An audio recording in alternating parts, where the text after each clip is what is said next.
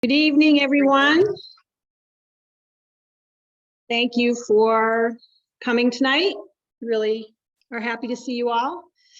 For the second in our Farm Talk series at the Connecticut Grange. And just to let you know, this series has been funded in part by a National Association of Conservation Districts grant. And we also are happy to have our partners, the Connecticut Grange, of course, and the Woodstock Agricultural Commission. My name is Maura Roby, Natural Resources Specialist at Eastern Connecticut Conservation District. And we have my co-worker here, Jean Pillow, Watershed Coordinator. I know there's more things to your title, but sorry, I don't remember. And we're both happy to be here. For the folks on Zoom, I just want to remind you to keep your microphone muted. That will be helpful throughout the talk. And you can also put your questions in chat, and they can be answered at the end of the talk. Or you can raise your hand when the talk is done, and we'll be taking questions. So I think that was it, except to say that just to let you know that we are recording this.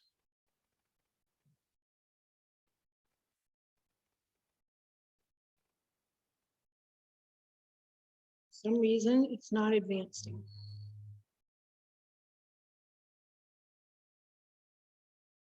Sorry about that.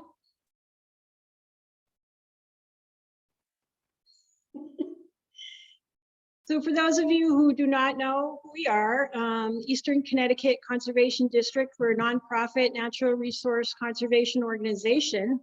And even though we were created by the state statute, we actually do not get a lot of funding from them. So we have to write a lot of grants to do our work. As you can see on this map, we serve 36 municipalities in all of Eastern Connecticut. And there are also 4 other districts in the state. Our district really tends to focus on water quality issues. And so just some of the activities that we do are that we promote best management practices by implementing projects to reduce non-point source pollution. And so we are trying to reduce things like nutrients and bacteria. We also develop watershed-based plans, and that is after a good deal of research. We really try to do a lot of outreach and education. Even in this time of COVID, we were able to do the online, which is really great. So we like to do, you know, things such as this talk, and that helps to raise awareness on different natural resource issues. Maybe that folks aren't aware of. We can assist town land use commissions as well with environmental reviews, and we provide technical assistance to residents as well. A lot of times if they have land use issues or pond reviews, we can do those. So we test new conservation methods, and we write grants to do that. And one really big thing too that I work on is we are a partner to USDA and RCS. So we really help them out writing conservation plans and assisting our local farmers. So the reason that we're here and that we're doing these series of 4 talks is Jean and I are working on an update to the 2009 Muddy Brook and Little River Water Quality Improvement Plan. This plan, hopefully you can see that map. There's some red on that, which shows where there are some issues of not meeting water quality standards for the state. And a lot of times that is like recreation or habitat issues. So at the time that that plan was written, it did meet the National Water Quality Initiative designation, but since it's been quite a while now, they have actually changed that. US EPA has changed the guidelines. So we need to update the plan to meet those guidelines. The benefit to you all is that a NACWE watershed will be less competition for the Farm Bill programs. In other words, USDA and RCS, both financial and technical assistance. You would have your own pool of money for the Little River watershed, which is really helpful. Not competing with the rest of the state is a big benefit. So, and also US EPA can prioritize other funding sources if you're an NACWE watershed. So we're really working towards that goal.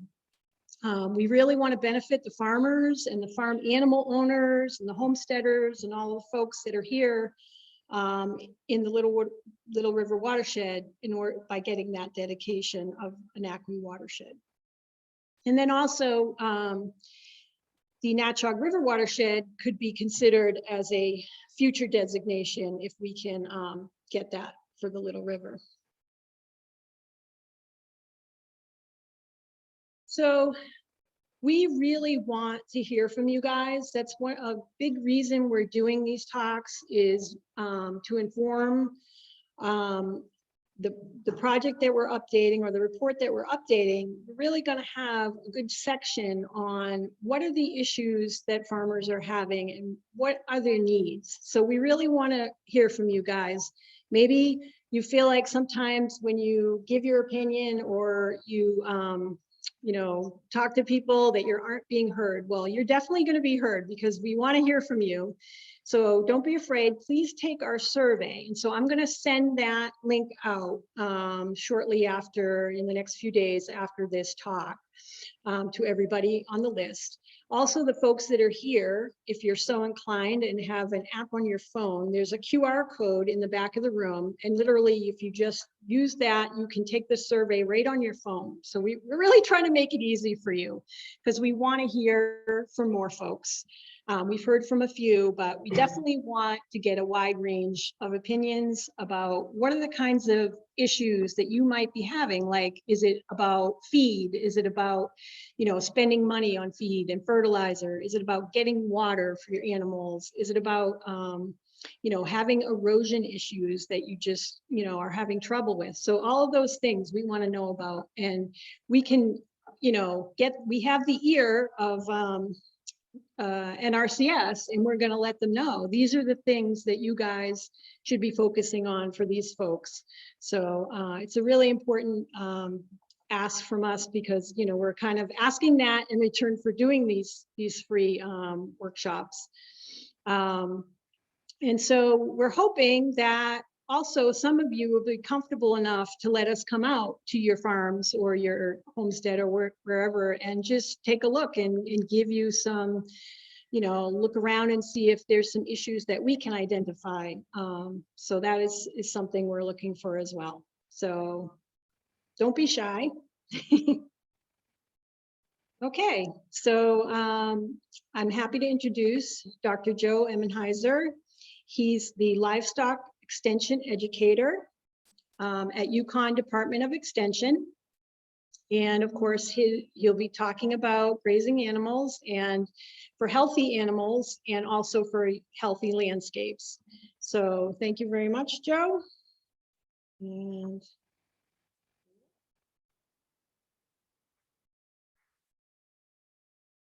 all right. Well, thank you, Maura, and thank you all for the opportunity to be here with you. For those of you on Zoom, thank you for tuning in.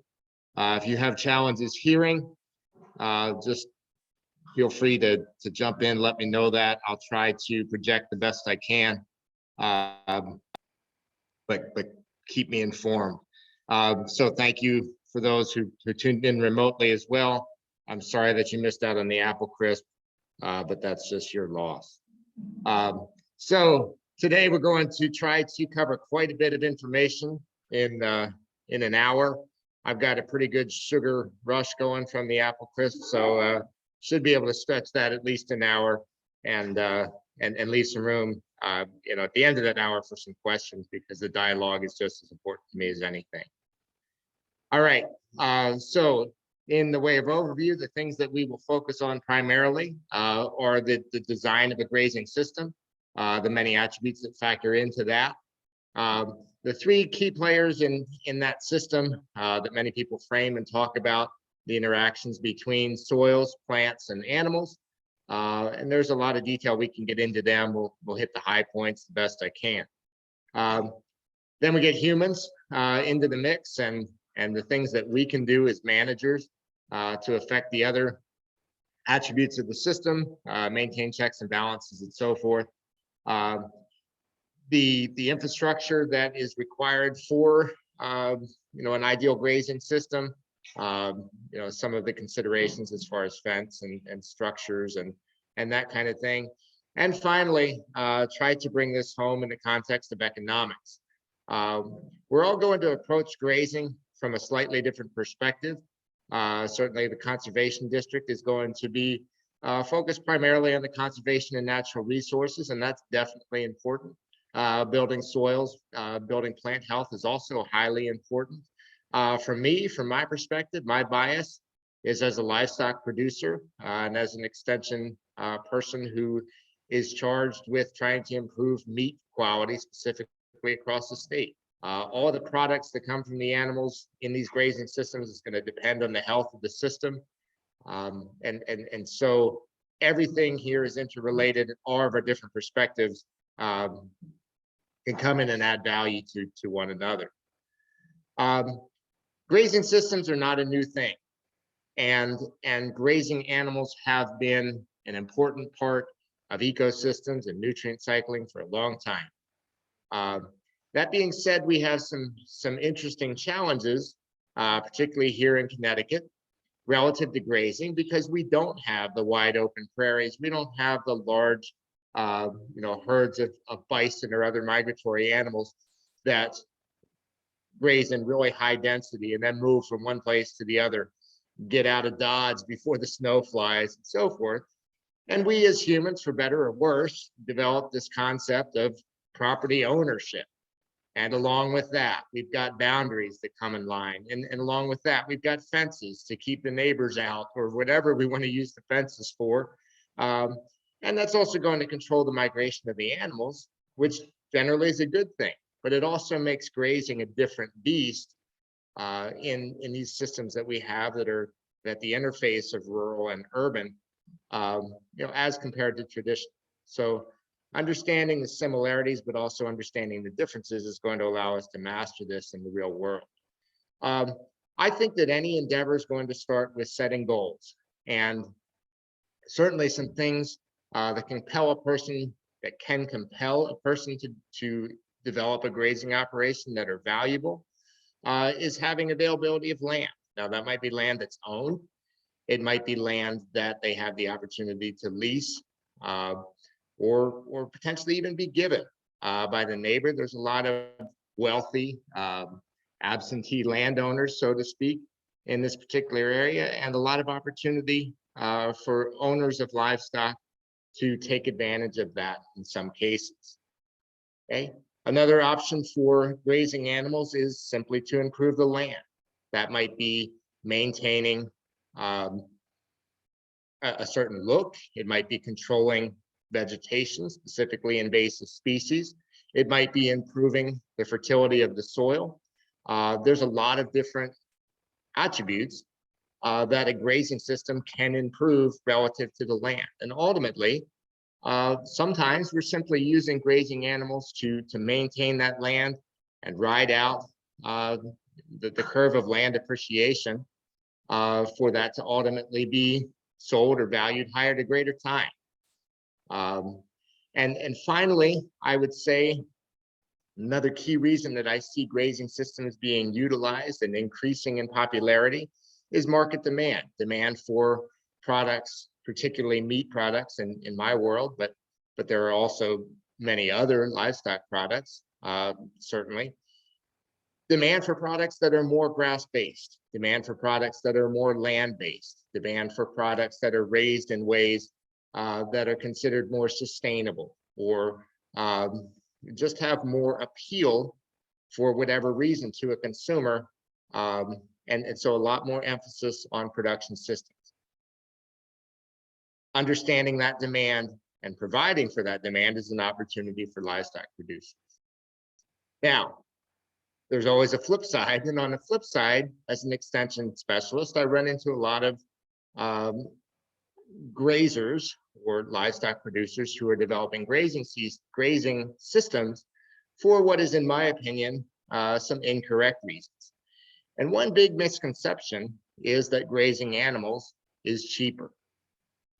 Now, there is certainly some opportunity, in terms of money that's paid out and expense mitigation, if you're not having to pay a grain bill and you're using land that grows grass relatively inexpensively. But somewhere in that system, there's a cost with the land. Somewhere in that system, there are taxes. Somewhere in that system, there is labor that goes along with maintaining the land, with moving the animals around.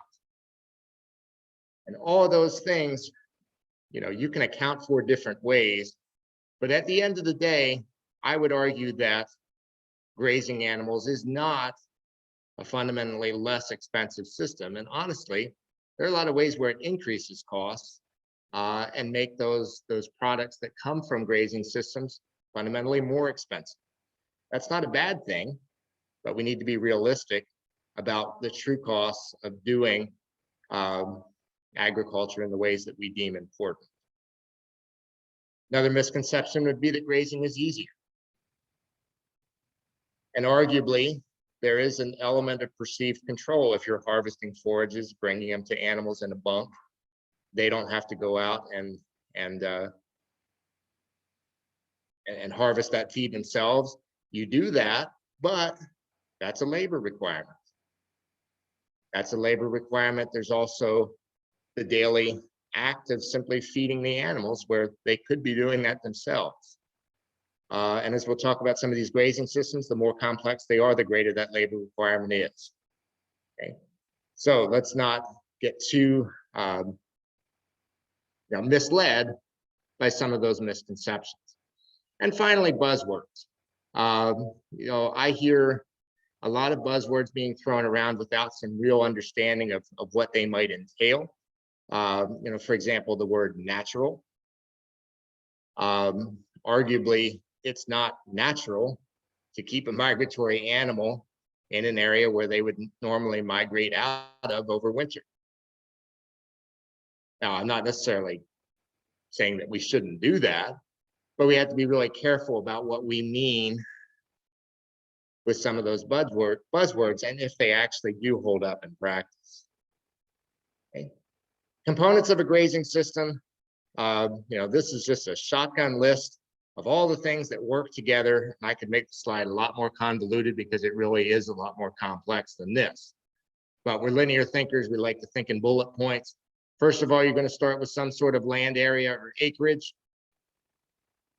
As part of that acreage, arguably, this whole system starts with the soil, the health of the soil, the fertility of the soil, drainage, water holding capacity, those sorts of things are going to factor in. Sunlight is also pretty critically important. We take it for granted, but without sunlight, plants don't photosynthesize. Without photosynthesis, plants don't produce energy. Without energy, the plants don't produce nutrition for livestock. Without livestock consuming energy, they don't grow, they don't develop products for us, and the system doesn't complete. So it all starts from the sun, and harvesting sunlight. It's really what this system is all about. The weather factors in terms of temperature and rainfall, and many of those things we can't control. We're at the mercy of, but they're going to ebb and flow and affect other aspects of the system.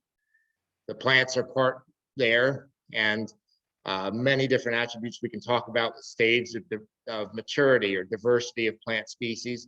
We'll dig into that a little bit. The animals are an important component, starting just as simply as what species of animal are we working with? How many? What's their relative size? What's their relative stage of production? What products are we using them to produce? And there's going to be nutrients that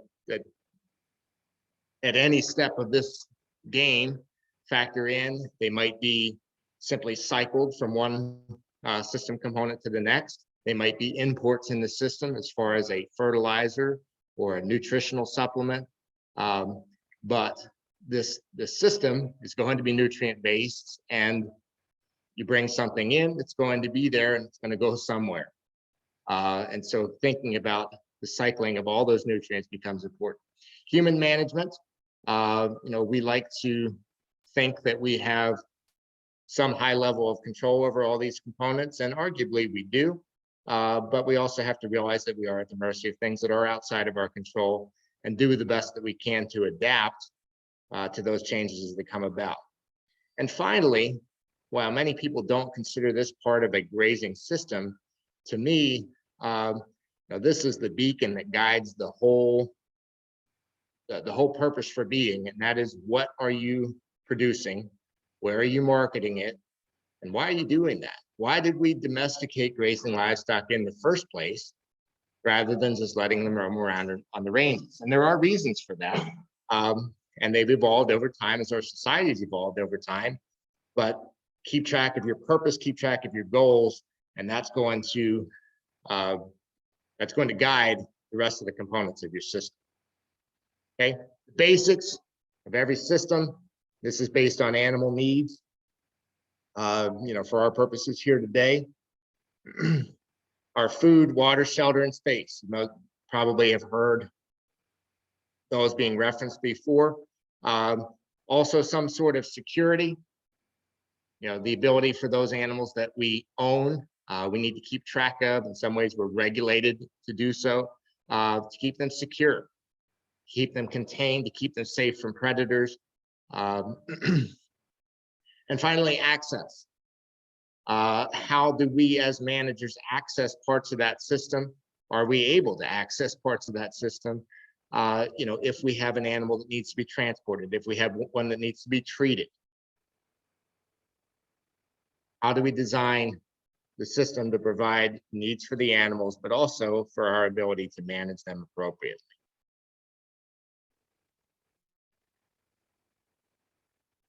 When you're choosing land to work with, some of us are more constrained on this than others. Sometimes we work with what we got. Sometimes we're in a luxurious position where we can shop around, we can look at different options, and we can design a system based on a range of options. How much land is available? The area of that land is going to determine a lot of things in terms of how many animals it can support and what it can ultimately produce. Now, the quality of that land is certainly going to matter too, but just the acreage gets you a long way in terms of projections. Big question in New England, where we have seasons, where we have a growing season that might last 6 months of the year, and have a need to feed harvested forage the majority of the year. Are you going to allocate some of that land to winter hay production or winter feed? Or are you going to be buying that in from somewhere? Because that's going to affect your acreage projections by a factor of 2, depending how you calculate that.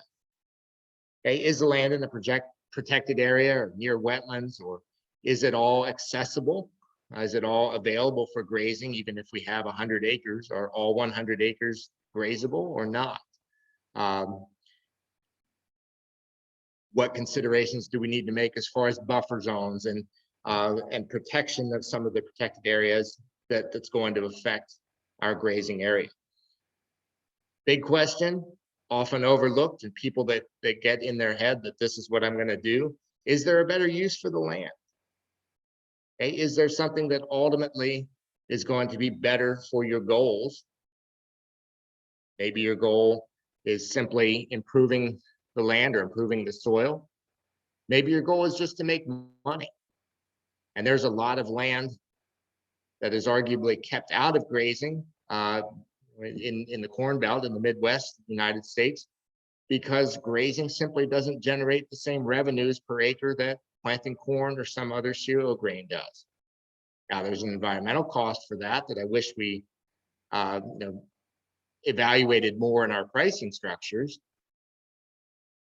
But depending on your goals, there are decisions to make here. And finally, soil quality.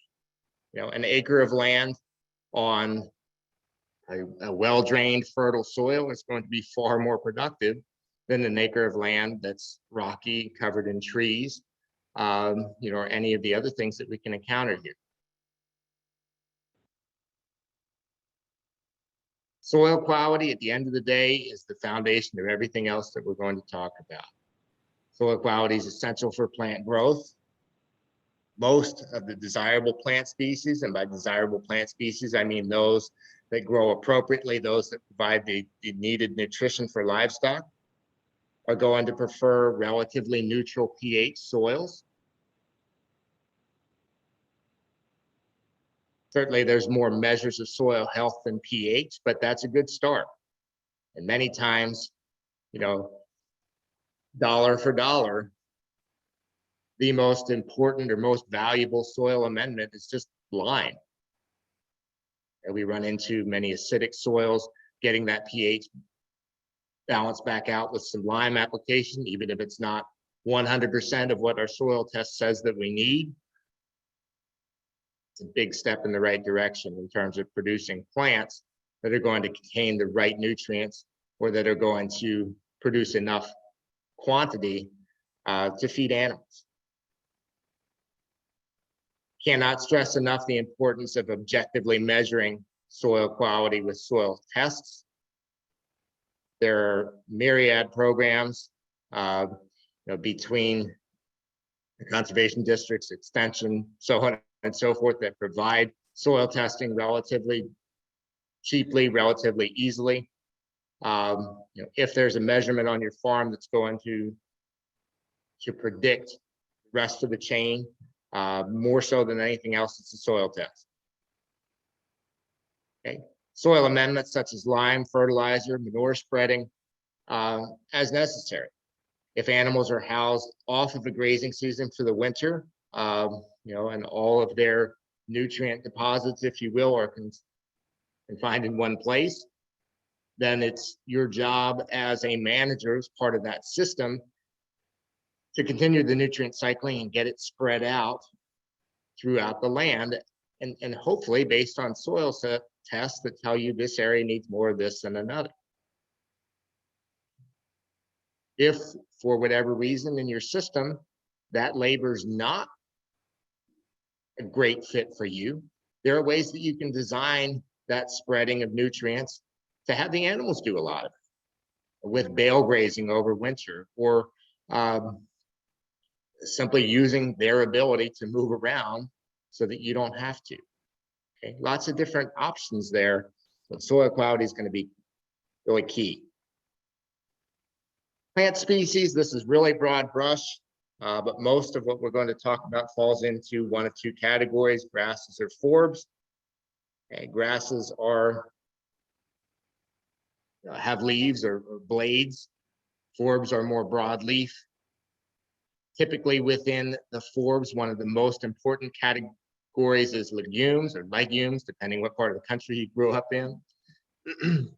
And one of the key aspects of legumes is that they have the ability to, many of them have the ability to fix nitrogen from the air. Okay, that nitrogen fixing from the air manifests in the plant. That's going to increase the protein content of that forage. And those of you who know anything about livestock nutrition know that protein is an important nutrient for livestock performance. Grasses tend to be exceptional at photosynthesis, a lot of leaf area, or a lot of blade area. And photosynthesis is simply harvesting energy from the sun. And so many of the grasses that we find are high in sugar content, high in carbohydrates, ultimately high in energy as a result of that photosynthesis. Okay? Grasses and forbs in that sense have complementary attributes, both in how they grow relative to the soil, how they compete for sunlight, but also in the nutrients that they provide to livestock.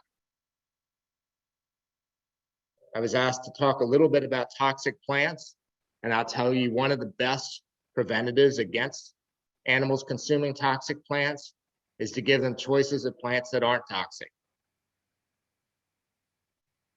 Not all animals are exceptionally smart grazers.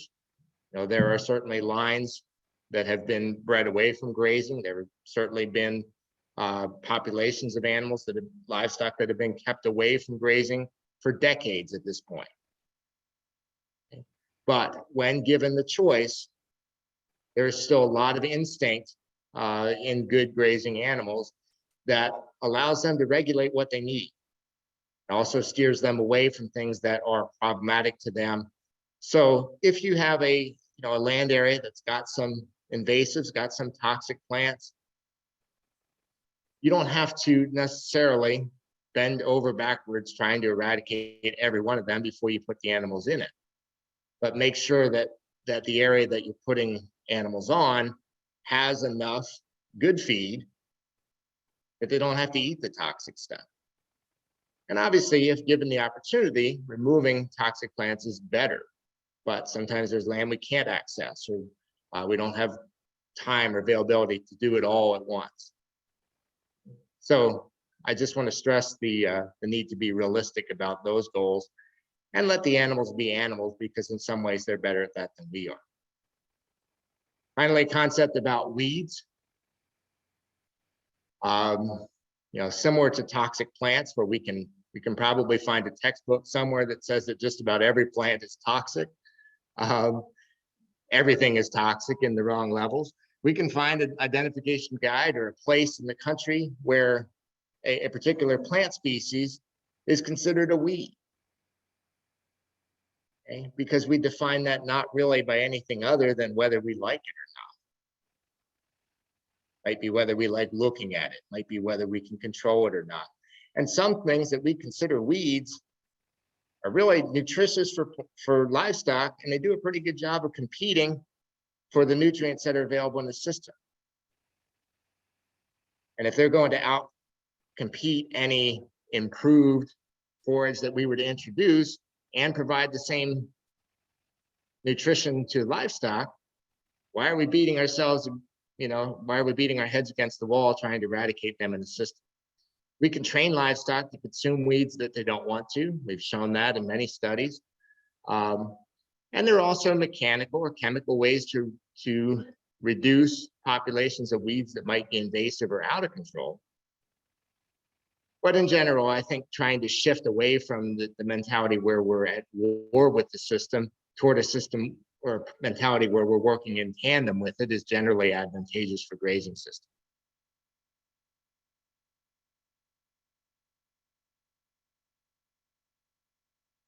So talk too long on that slide. Our slide advancer timed out, or we can do it manually, maybe. There we go. All right, so when evaluating plant species, big question to me is what grasses, legumes, or weeds occur naturally? What's there already? Now, it might be as a result of some mismanagement or abuse over the years that population is there, but it also might be because that's what the soil, the climate, and the land supports. Maybe if we start with that and work with that, add some nutrients, maybe we'll shift it a few steps in the right direction, but not a major overhaul, and still have a system that's very viable all the way around for soils, plants, and animals. Soil tests can certainly help determine what varieties to choose if reseeding seems to be necessary, or, like I alluded to, just improve the growth of what's there. Just allow some of the plants that might not be able to compete for the same sunlight or other resources to do a better job of competing and thriving, simply by shifting the nutrition of the soil. Do not underestimate the power of the seed bed that's underneath the soil and has been there for decades. Sometimes you get the soil pH, the other soil nutrition right, and things that you hadn't seen for your entire lifetime will come out without any additional seeding. more a matter of providing the ideal environment for those plants to thrive. And arguably, I would say do that first. Do that first, see what's there, and you might be surprised. And then consider the additional investment of reseeding. Two measurements that are important for plants are going to be forage mass, which is simply the quantity of forage available in a given area. Many times that's expressed on a dry matter basis with the water content removed. And forage quality. Quality might be energy, which we often measure in TDN, total digestible nutrients. It might be a crude protein measurement, which is based off of nitrogen. It might be a vitamin or a mineral content that's ultimately going to feed into animal nutrition. It might be a fiber content, which certainly has a digestibility aspect as well. But just like soil fertility, measuring those attributes, objectively measuring them regularly, is the only way that you can really be on top of the management of the system. You know, the eyeball is only so good because your eyeball and the cow's eyeball work in slightly different ways.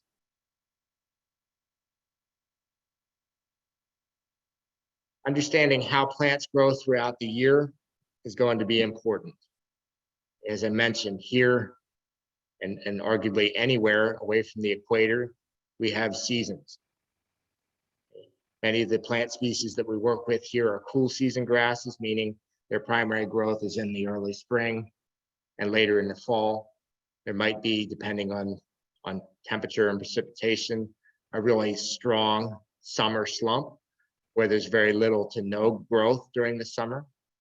But let's just evaluate one side of that curve, whichever side that might be, and understand the relationship between plant regrowth and the total amount of forage that's available in a pasture.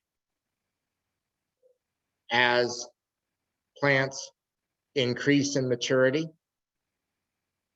as they become bigger, what they're doing is they're photosynthesizing. That adds carbon to their carbon backbone of cellulose in many cases. Every photosynthesis cycle, they're going to produce some energy. They're going to add some carbon. They're going to grow skeletally. As they continue to grow, the total pounds on the pasture or within a given area is going to increase. Also, as they continue to grow, they're going to mature because they're on a path toward reproduction, ultimately trying to produce a seed head and reseed themselves. As they increase in maturity, as they increase in cellulose and that structural backbone, if you will, they're going to be less and less nutritious, lower and lower in quality. The fiber of that plant's going to increase considerably. The digestibility will go down. The energy that's available, considering the entire plant, will decrease. And many of the plant's nutrients are very focused just on reproduction at that point. And then past a certain point, they'll pull nutrients back down underground into the roots and store them for the non-growing season, so the following grazing season they can come back. So optimally, we want to graze at a point where we're finding that balance between total pounds on the acreage, or quantity, and quality, whether that's energy or protein, whatever nutrients are important to us, and that's typically going to be in the middle of that plant's growth phase. We graze too early, we don't have as much quantity on the pasture as we could. Many times it's very high in water content. Doesn't do a great job of meeting animals' needs, or there's not enough fiber and it goes right through them and really isn't digested as effectively. We graze too late, or we cut our hay too late because the fields are wet, whatever the case may be, that allow that plant to mature too much, be very high in fiber, relatively low in nutrients. We want to find that intermediate optimum. Okay, and lignin is the structural carbohydrate of plants that's completely non-digestible to all grazing livestock. Cellulose and hemicellulose fiber contents that ruminants have the unique ability to break down because of the microbes that are in their rumen, in their digestive tract. Swine, similar to humans, are monogastrics. They have a single stomach. And although there are pasture-based swine operations, there are grazing swine, their digestive system is not unlike ours, where they're not able to live entirely on grass. That's a big misconception that I should probably wait to talk about in the animal section, but I'll do it here. That because of the energy density that's required for a monogastric that can't break down cellulose, swine typically require some sort of supplemental energy above and beyond that which grass can produce. Now, in a natural system, that might come from worms and grubs and other non-plant source proteins or energy sources that they find in the ground. In a less natural system, it might be from grain that we supplement them with, but typically they need some kind of supplementation. Drifted a little bit from the plant side. Maybe it's because I'm an animal guy, but here we are. On the animal side, some key things to consider. The species of animal is a big deal. Okay, and a lot of people skip over this step just because they have in their mind, maybe from a James Herriot book that they read, or whatever the case may be, a love that they have for specific species, that's what I'm going to raise. And that's all well and good, but it might not be the right species for that particular place. Different animals have different needs. Goats are browsers, sheep are grazers. Cattle prehend or harvest forage with their tongues. Sheep, other small ruminants, can move their lips. They can be more selective in their grazing. Horses have teeth in the top and bottom, while ruminants only have a pad, and so consequently they can graze more closely to the ground. Species have different calendars. They've got different reproductive rates. They've got different, they're different. And so aligning those differences with the differences in the soil is going to be pretty key to getting to the next step. Within that species, then there's different sizes of animals. Some of that can be explained by breed. Some of it can be explained by age. There's opportunities in some of these meat species to buy them at a certain stage that's midway developed, simply finish them and market an end product instead of doing an entire conception to consumption calendar. That might be more appropriate. The size of an animal, above and beyond anything else, is going to explain how much feed it needs to eat. Okay, for cattle, I can tell you that regardless of the stage of production, their consumption of dry matter is going to be somewhere between 2 and 3% of their body weight. Heavier cattle need more feed. So sometimes the breeds that evolved, not sometimes, many times, the breeds that evolved from environments that were more limiting in their nutrients are smaller. And the larger, more productive breeds that you allocate more energy for growth or for lactation or whatever the case may be, they're bigger, but that's because we've developed them in an environment where we're providing the extra nutrition that allows them to do that. So make those matches make sense. Production calendar, stage of production. We can talk about that at length, but within cattle systems, for example, there's spring calving, fall calving systems. Spring calving certainly is going to align more with the availability of forage on the cow side. And by the end of the fall, if we're selling feeder cattle, weaning them at 7 months, we can market those calves before the winter comes on, not have to overwinter them. We calve in the fall, the cows, the calves are going to have a pretty heavy overwintering cost comparatively to a spring system because of the amount of harvested feed that they'll need during the times when the cows are lactating, when they're producing the most outputs, when the calves are getting heavier and needing to grow. And so the alignment of nutrient needs and availability is pretty minimal. But why would you calve in the fall? Well, the reason is because that avails calves that are weaned at 7 months, the beginning of the grazing season. They can be thrown out on a pasture situation, and develop throughout that next grazing season relatively inexpensively. That's something that a person buying stock of cattle potentially could value. And typically prices for fall-born calves in the spring are higher than for spring-born calves in the fall. So a lot of different considerations that they're going to work differently for different people here. Okay, stocking rate is not one and the same with stocking density. The rate is going to be determined by time. And density is simply how many animals per area. And managing those factors, moving them in alignment with the availability of forage is a key aspect of grazing systems.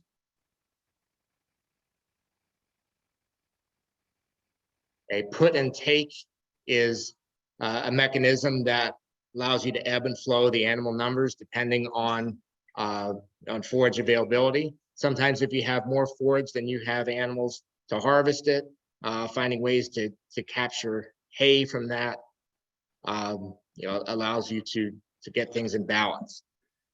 Okay, figuring out the appropriate species. Once again, base that on your products and your markets. What do you have availability for at the other end? What resources do you have as far as labor or facilities that are available? Which species are more adaptable to the changes that you might find in your system? Does their grazing behavior match the land or the forages that you have available? Got a picture of a giraffe here that's clearly adapted for grazing trees. Not a lot of giraffe production in Connecticut, but the point is that if you've got a woodlot or you've got a lot more browse, you might want to consider goats over sheep, so on and so forth. And other biology like they talked about, reproductive rates, their seasonality, matching the calendar of the animals with the calendar of the forage. What industry sector or sectors are you endeavoring to be part of? In cattle industry, you've got cow-calf, you've got feeders. There's a lot of opportunity for folks to vertically integrate market conception and consumption. There's also a lot of advantages in focusing on a particular sector. And finally, the nutrient requirements of that animal, understanding how they change. This is going to be very difficult to read, particularly on the sheet that we've got up there. But let me just give you the high points. Relative to a cow, first and foremost, her nutrient requirements are going to vary based on her body weight. Then they're going to change relative to the time that she calves. After she calves, she's going to need to produce milk that requires a lot of energy and a lot of protein up until the time that she hits peak lactation. Hopefully by that time she's rebred. Then it'll taper off a little bit until she weans the calf, and then she essentially goes into a maintenance period for a short period of time until she does it all over again on a 12-month interval. Okay. Her requirements for dry matter, for TDN or energy, crude protein, or vitamins and minerals are going to change and are going to increase with those demands. Is that in tandem with the forage, or do we need to supplement? I was asked to talk about parasites. Key factor in parasite management is grazing height. Okay, the way a parasite cycle works, eggs are shed in feces, they hatch into larvae, larvae climb up a plant, they're ingested then by an animal such as a sheep, and they complete their life cycle developing into adults inside. Then the adults shed eggs in the feces and the cycle completes. If the forage is tall enough that the larvae can't climb up to be eaten by the grazing animal, the life cycle stops. So one of the key things to avoid with parasite management is simply grazing too short. Also grazing duration.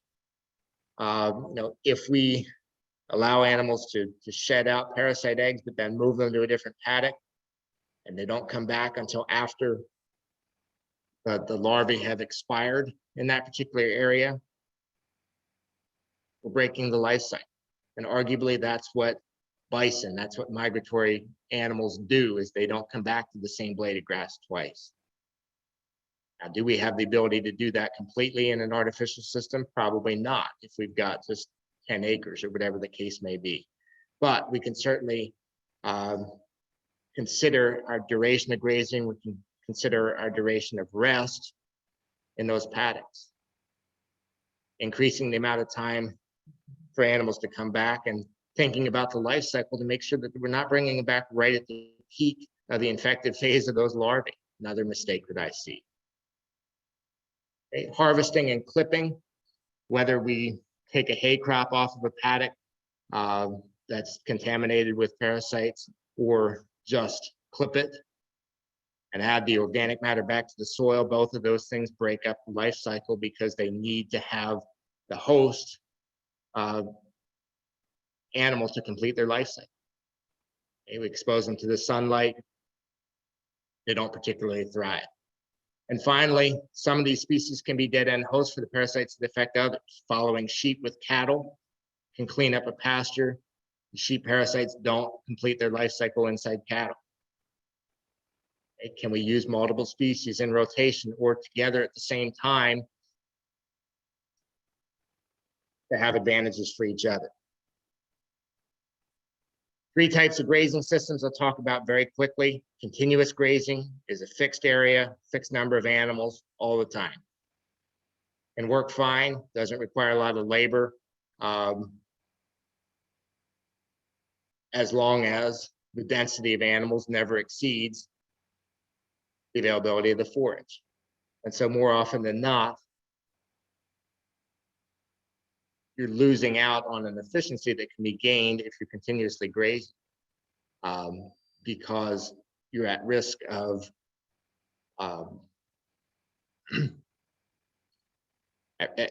risk of the forage availability not being what the animals need.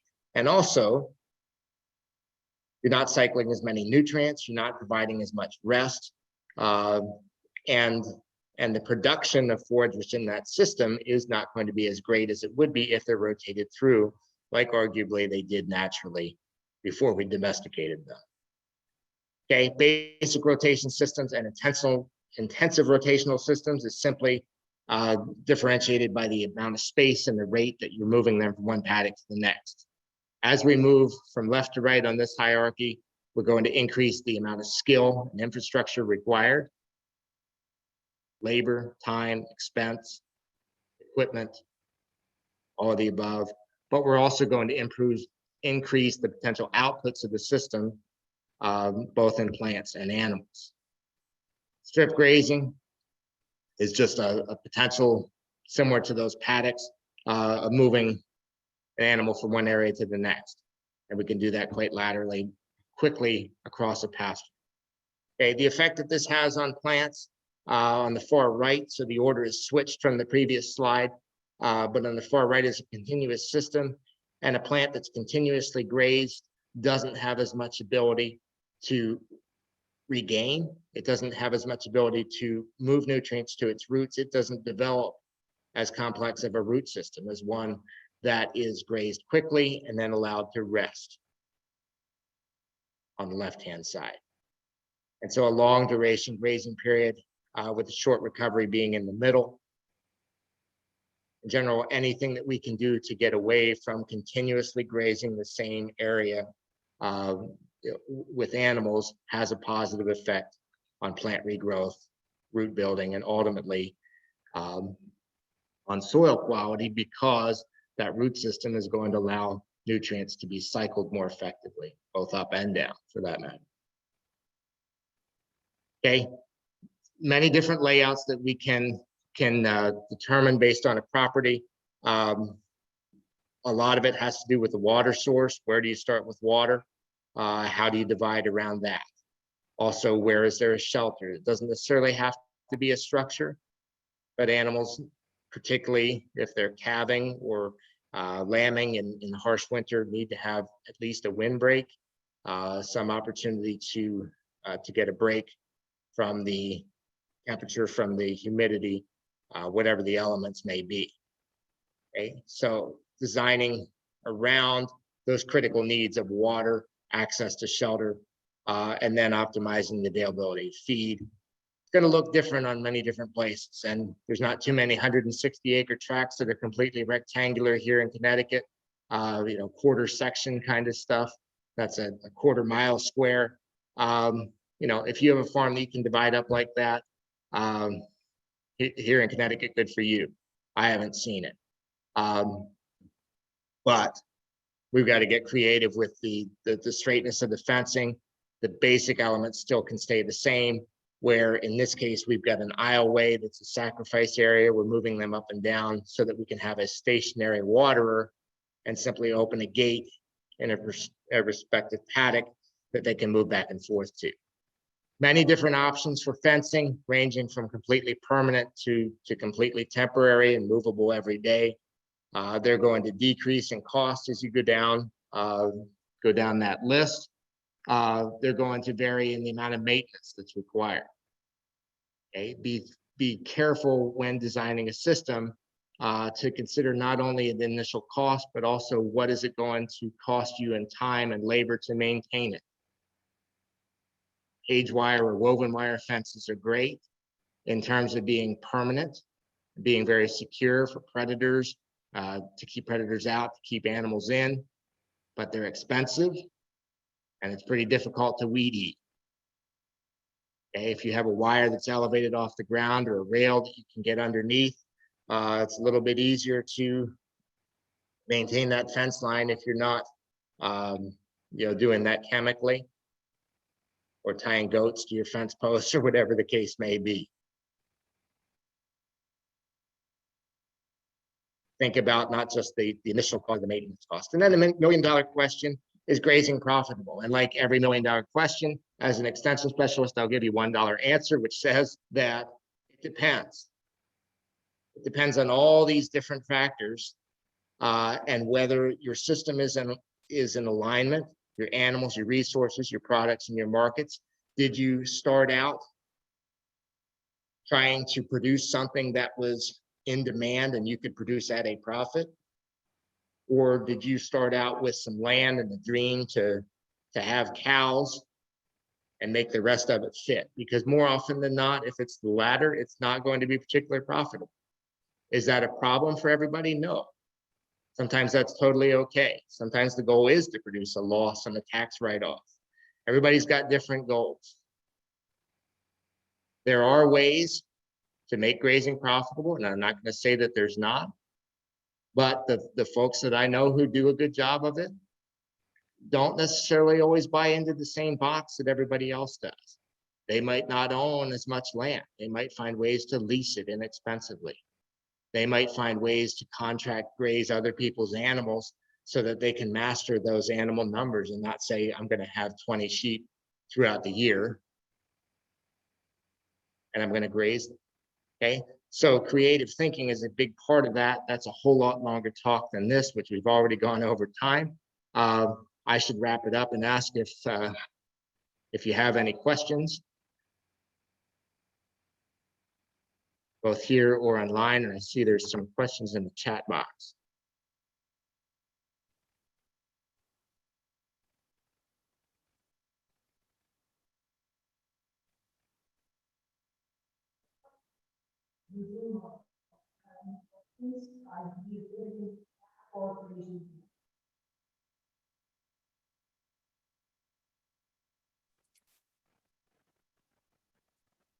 The question is from Valerie, toxic plants. We have a terrible time with spurge. How do we get rid of it?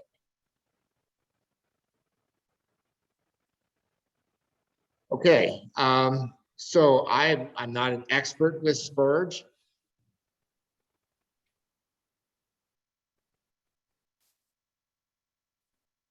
Sorry, I got distracted by another question. I'm not an expert with spurge, but I know in parts of the West where it is a huge problem, there are animals that are specifically trained to consume spurge, and that's a process where there's been a lot of research. Some animals have a natural inclination to eat more of it than others.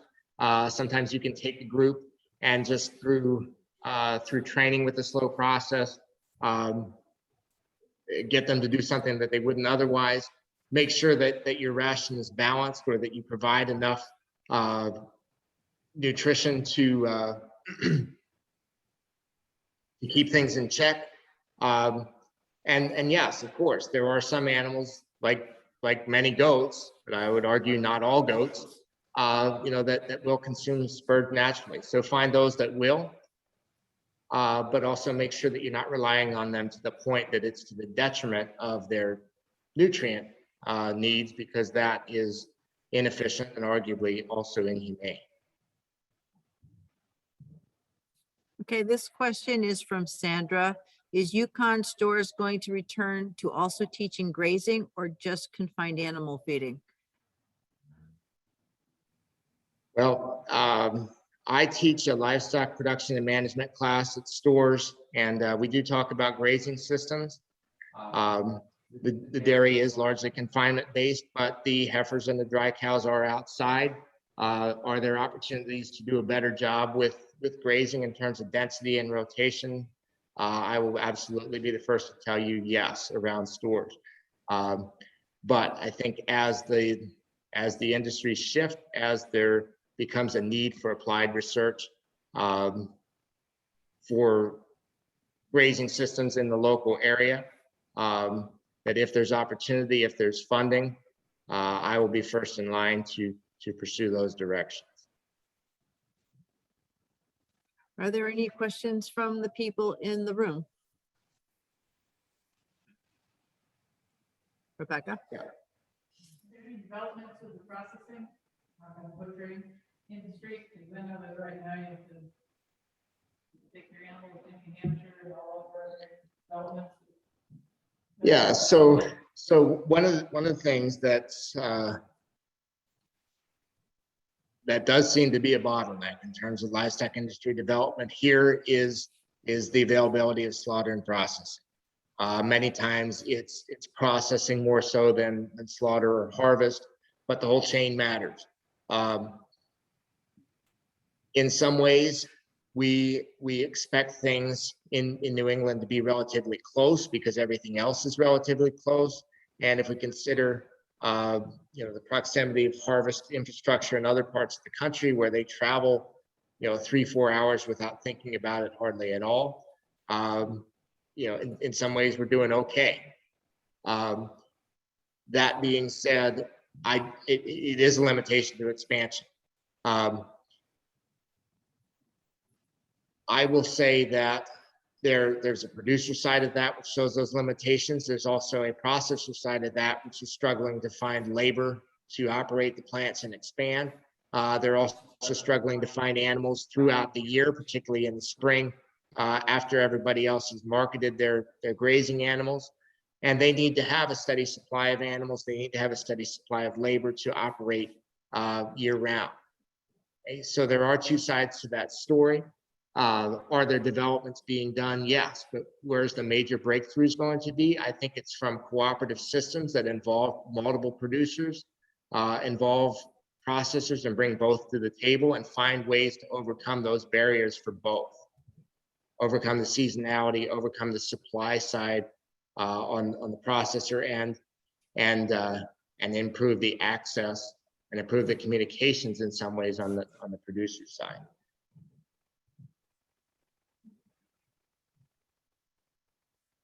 Okay, there's a comment that when you get a question from the audience, to say it, repeat the question before you answer it for those on the Zoom. Yes, good point. And sorry if I failed to do that with that question. The question was whether slaughter and processing was a bottleneck. And yes, it absolutely is, but it's a complex issue. Are there any other questions? Stuart? Yes. You spoke about continuous grazing. Is there any relationship between the various species of the animals that if you're using continuous grazing that you might have a number or two species that one can follow up the other and get rid of invasive plants? And we certainly are inundated with them. Yes. So the question was, with continuous grazing systems, is there still opportunity to rotate species to gain some advantages? Did I summarize that effectively? Yes. The answer is yes. We could speak for a long time about some of these differences, but let's just take the biology of cattle and sheep, for example. Cattle are roughly 10 times heavier than sheep. Their hooves are not 10 times heavier, 10 times larger. And so cattle are going to create a little bit more compaction than sheep will. There's opportunity for sheep to aerate soil that cattle have compacted. There's opportunity for chickens to scratch up cow manure and allow those nutrients to be spread more and keep them from crowding out particular plants or clusters of plants from photosynthesizing. There are opportunities on the species side of things in terms of invasives for one to eat something that the other will not.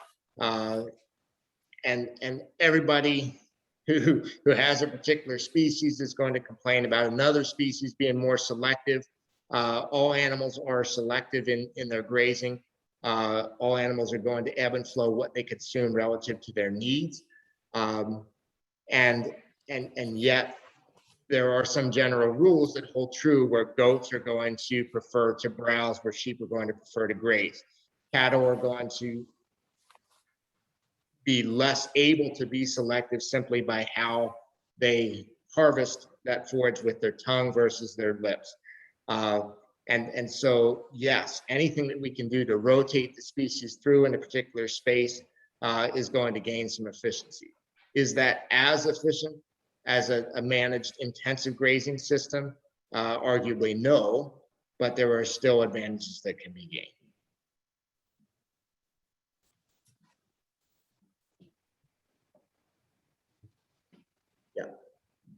So I know you've been around this area for a few months now. Is there anything in particular you've seen that's kind of got you excited or been worth reporting?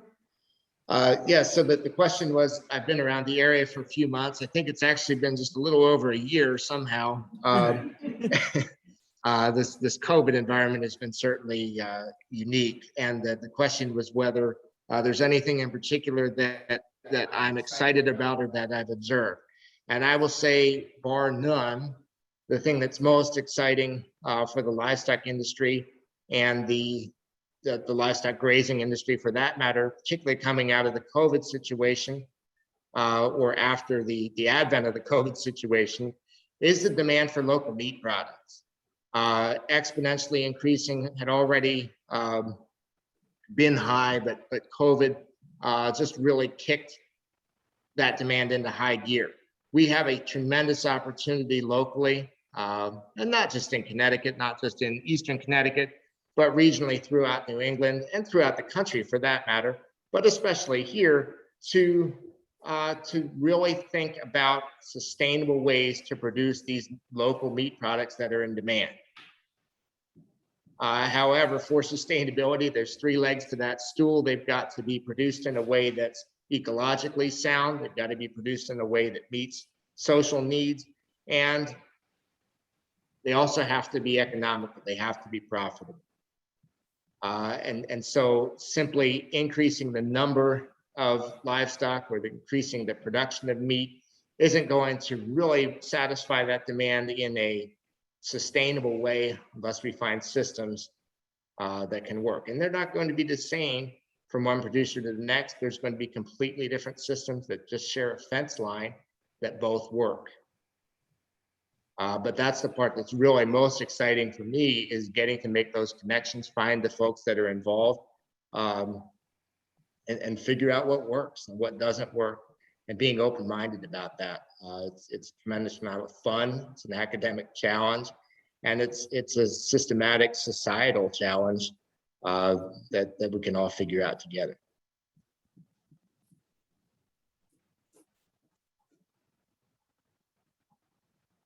Any more questions from the Zoom or from the audience? Stuart, your hand's pointing. Yeah. Some of us here in town, really concerned about the pressures on prime ag land from the solar industry.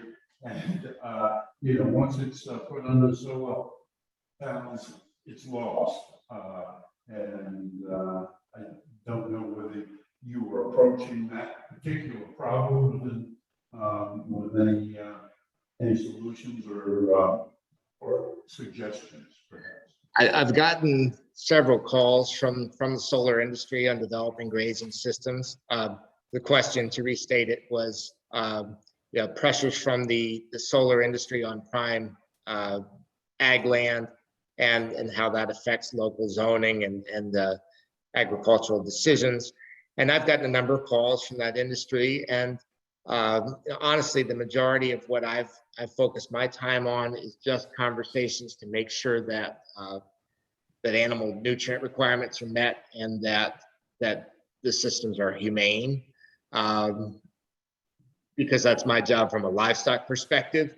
Is it's more complex than fencing in an area and turning animals out and allowing them to do something that we want to replace mechanical harvesting. Sometimes even just the reality that even with grazing animals, we're still going to have to clip those paddocks occasionally, or find some way to do some mechanical harvesting eventually. That's news to some of the conversations that I've had. That doesn't address your question though about zoning and land utilization, and I hope that we continue to find ways that that allow essentially two crops to be harvested from prime soil that makes it more efficient. Is it permanently lost? Arguably not, where we could always pull those panels up. And if we manage it in a way that the animals are nutrient cycling, if they're continuing to preserve the quality of that soil, then we're not really going backwards. But there's a strong argument for why don't we put those solar panels on top of buildings, or why don't we put them in parking lots that are already impervious, or so on and so forth.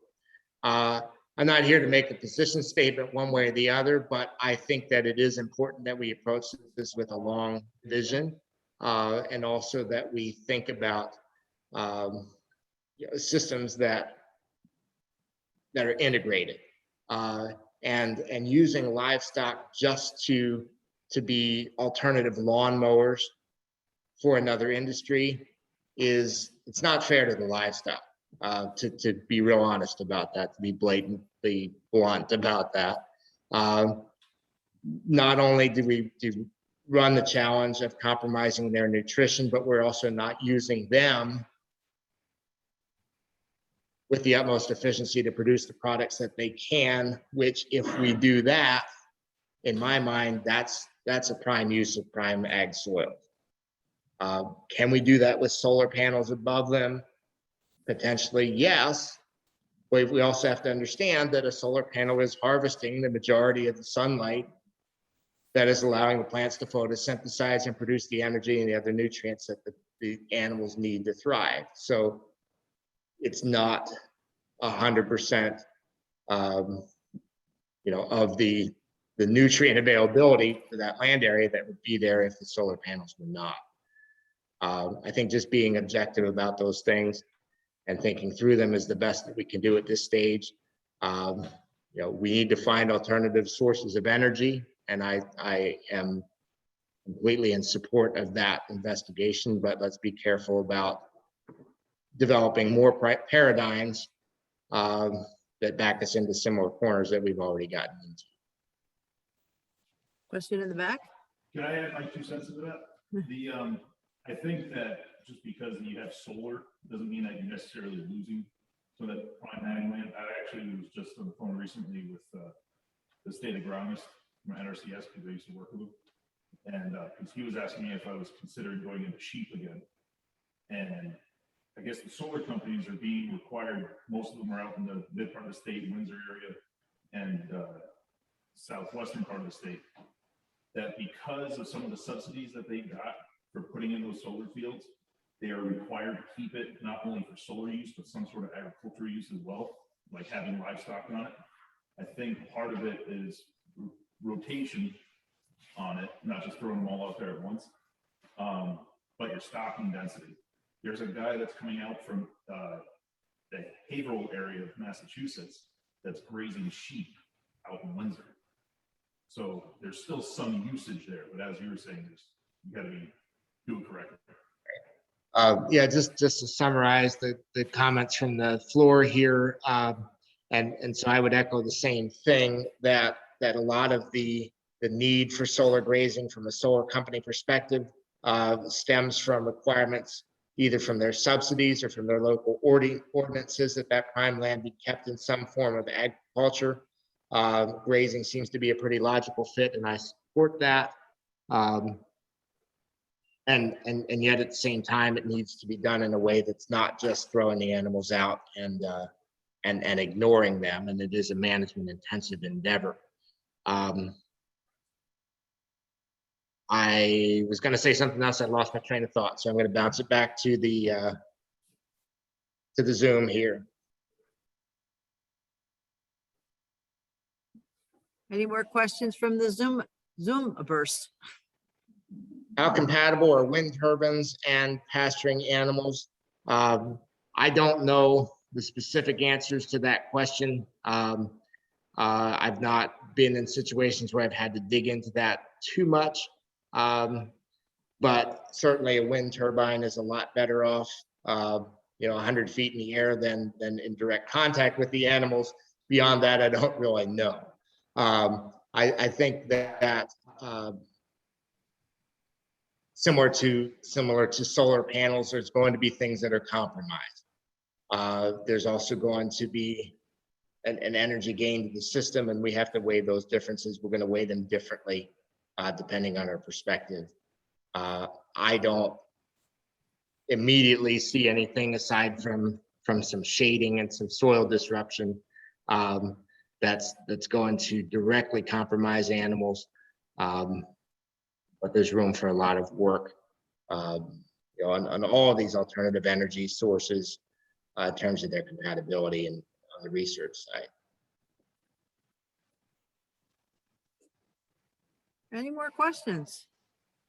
Well, I think this was an excellent presentation, Joe, so thank you very much. Thank you. Got a little over our time. I hope it was valuable. Stop recording button. I'm curious if there's a lot of overgrazing. I have not noticed. I moved here